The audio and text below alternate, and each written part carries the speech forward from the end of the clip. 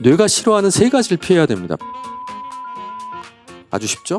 가장 우리의 정서와 신경계를 안정화시켜주는 속도라고 알려져 있어요. 돈도 나한테 쓰세요. 나 오늘 수고했으니까 이거 사도 돼. 이런 거.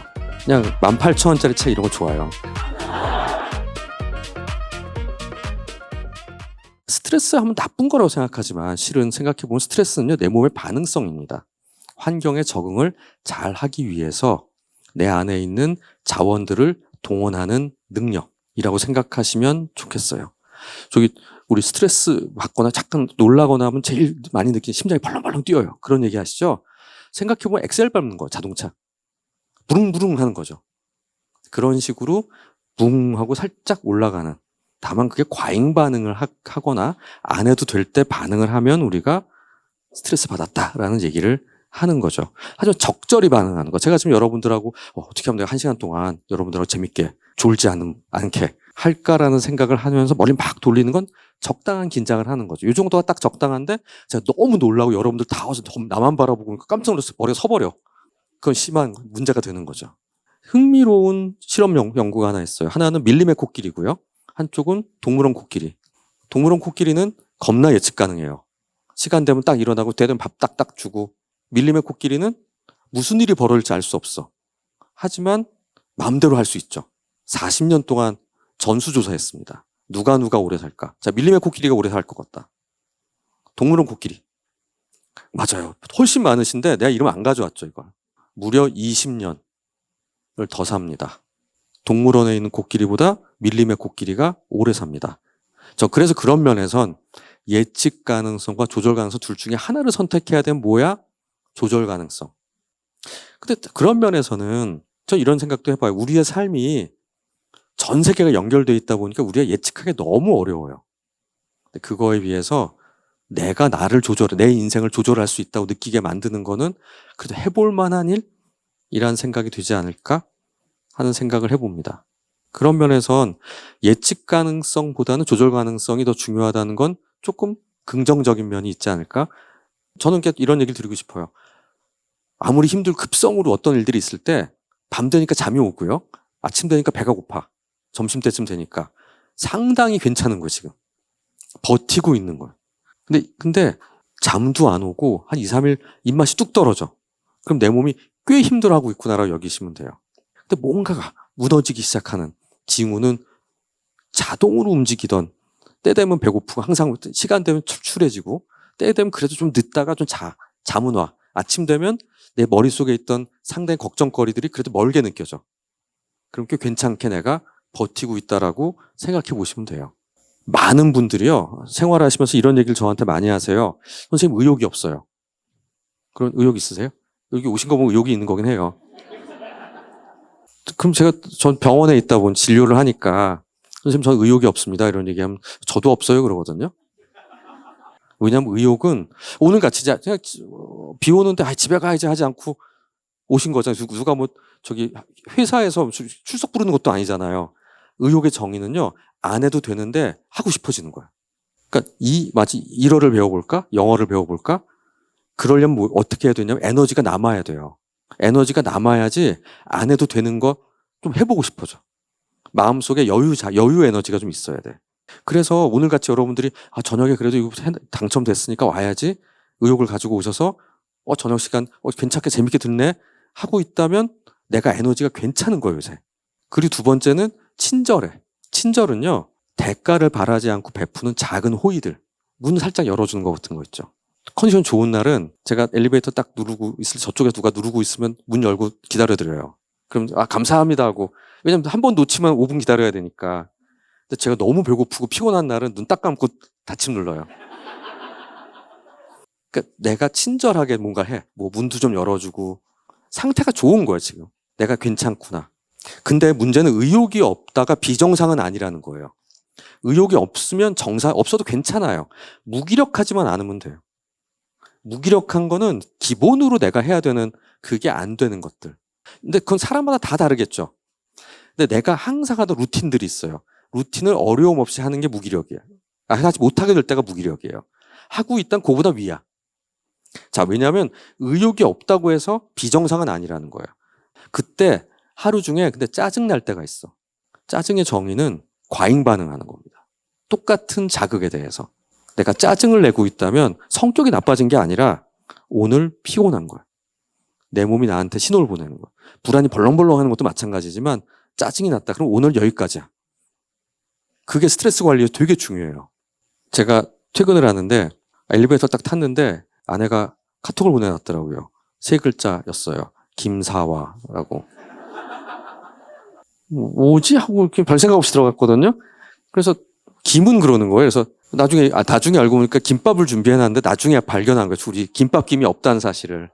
그러니까 내가 퇴근하는 거 아니까 김사와라고 짧게 붙이 자기는 막 준비하고 있었대.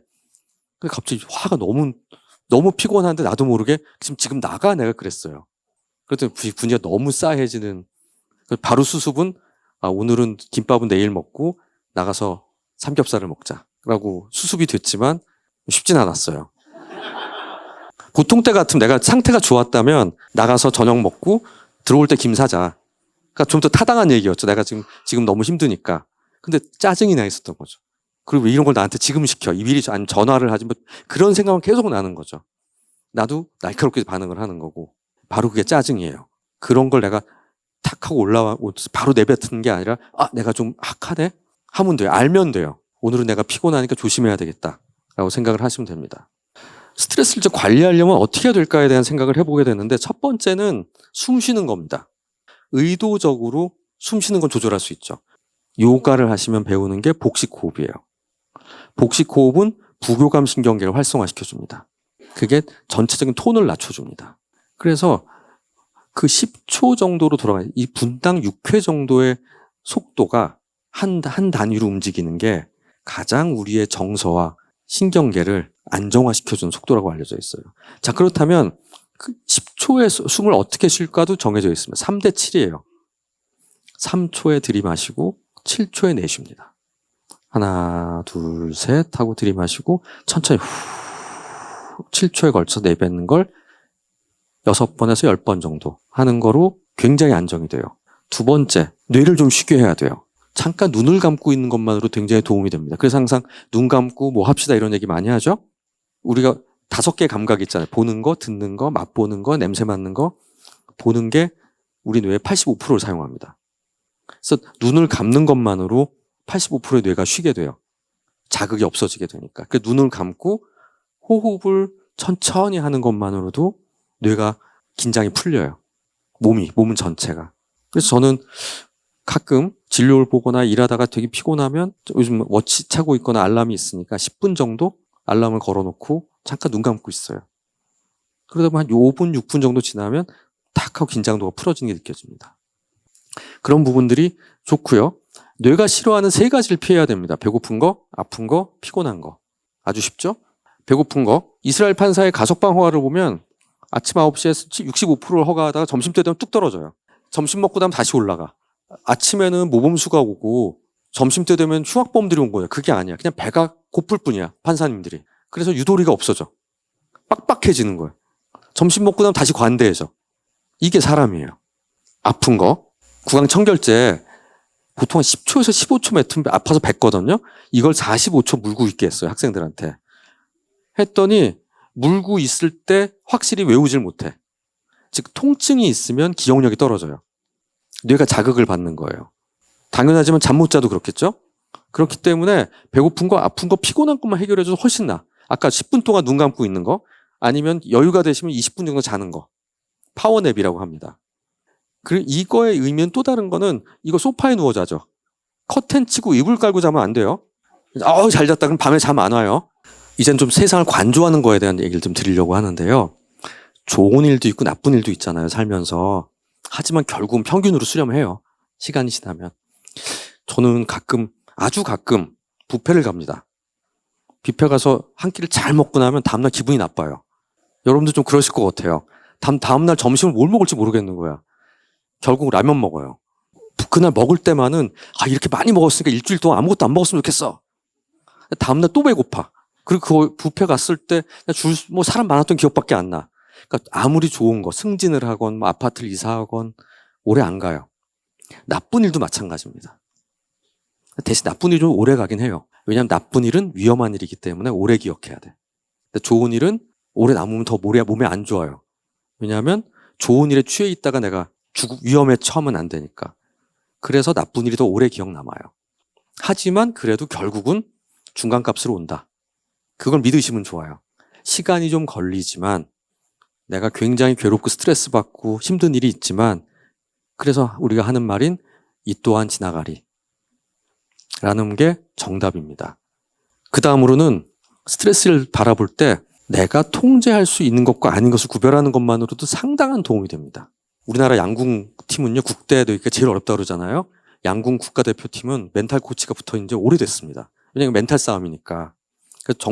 그래서 저는 개인적으로 양궁 선수들 인터뷰가 너무 재밌어요. 배울 게 너무 많아. 스포츠 심리에서. 지난번 파리 올림픽 끝나고서 항상 캐스터들은 재밌는 걸 물어보니까 뭐 스트레스 받았으면 어땠습니까? 뭐 이런 얘기 물어보는데 다른 나라 응원단들이 야유를 하는 거 괜찮았습니까? 뭐 이런 거 물어봤어요. 진짜 우문현답. 그건 내가 어떻게 못하잖아요. 그거 나만 그렇겠어요? 날씨, 바람이 부는데 괜찮았습니까? 내가 어떻게 됐고 내가 못 오게 할 수도 없는 거고. 모두에게 똑같은 상황이라고 보는 거죠. 그래서 너무 기분 나빴고 나는 화가 났었고 왜 바람이 이렇게 불어 나만 왜 이렇게 운이 없을까 이런 얘기 아예 생각도 안 하는 거죠. 같이 사대에 서 있는 우리 선수들은 다 똑같은 바람이었고 자기 나라가 아닐 땐 다 야유하는 거고 저쪽 팀이 잘하면 그쪽 응원단 열렬히 환영을 하는 거고 그건 내가 통제할 수 없는 거잖아요. 그것보다는 내 호흡, 그다음 지금의 바람에 맞춰서 내가 어떻게 관역을, 내 화를 준비할 것이냐 그것만 집중했어요. 왜냐하면 내가 그런 거 하나하나 신경 써서 이거 왜 그래 하는 거는 내가 할 수도 없는 것인데 스트레스 받아봤자 소용이 없다는 거죠. 통제할 수 없는 그리고 그것들은 상당수는 나와 함께 경쟁하거나 함께 움직이는 사람들 모두가 함께 지고 있는 것들이에요. 왜 나만 이래가 아닌 2개, 3개만 남아 이제 내가 통제할 수 있는 것들 그거에 집중하는 것이 가장 효과적이에요. 그 다음은 뭐냐면요. 잘 쉬어야 돼요. 잘 쉬는 기술이라는 책에 18,000명의 설문을 했습니다. 10가지가 쫙 리스트업되어 있는데 이게 다 혼자 매일 할 수 있는 거예요. 짧게. 10위가 명상입니다. 요새는 명상은 어렵지 않게 접근이 가능하죠. 9위가 텔레비전, 이건 옛날 거니까 2010년, 지금은 OTT 보는 거나 유튜브겠죠? 근데 제가 이 얘기를 왜 드리냐면 주말에 뭐 했어? 하루 종일 TV 봤어. 잘못한 게 아니야. 여러분들 괜찮게 쉰 거예요. 잡념, 나쁜 거 아닙니다. 그냥 멍 때리고 있는 거. 음악, 바하, 모차르트 아니에요. 그냥 15살에서 25살 사이에 우리가 듣던 음악. 나를 가장 편하게 해줬던 음악. 내 감수성이 터질 때 듣던 음악. 그게 가장 좋습니다. 자연을 갖는 거 좋고요. 여러분들 책 좋아하시니까 오늘 왔죠. 이런 것들이 다 혼자 그래서 그걸 여러분들을 위해서 정리하면 자연에서 한 30분 산책하면서 음악 들으면서 이런저런 생각하는 거 충분히 하실 수 있는 일이라는 생각을 합니다.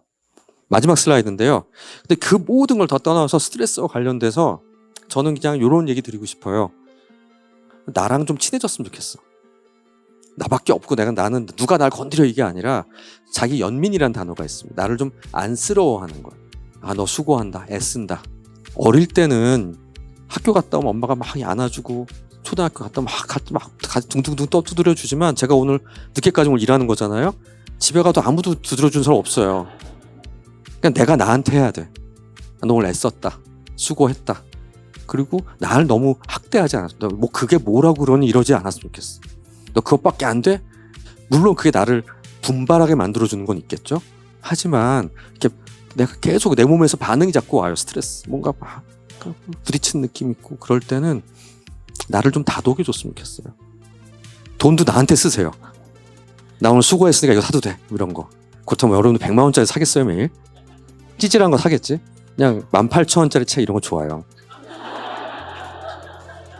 저는 여러분들하고 얘기할 때 아마 여러분 느끼셨을 때 마지막 얘기인데 뭐 감동적이거나 눈물 나게 하는 거 하나도 없죠.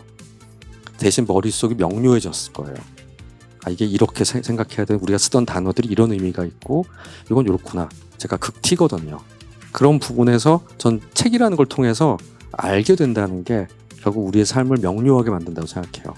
그 명료함을 통해서도 충분히 내 마음이 평온해지고 내가 어쩔 수 없이 다뤄야 되는 스트레스가 나를 무너뜨리지 않게 너무 내가 견딜 수 없는 짐이 되지 않고 내가 해나갈 수 있는 경우에 잘 이용할 수 있는 힘이 될 수 있을 거란 생각을 하면서 오늘 먼저 준비한 일 마치도록 하겠습니다. 감사합니다.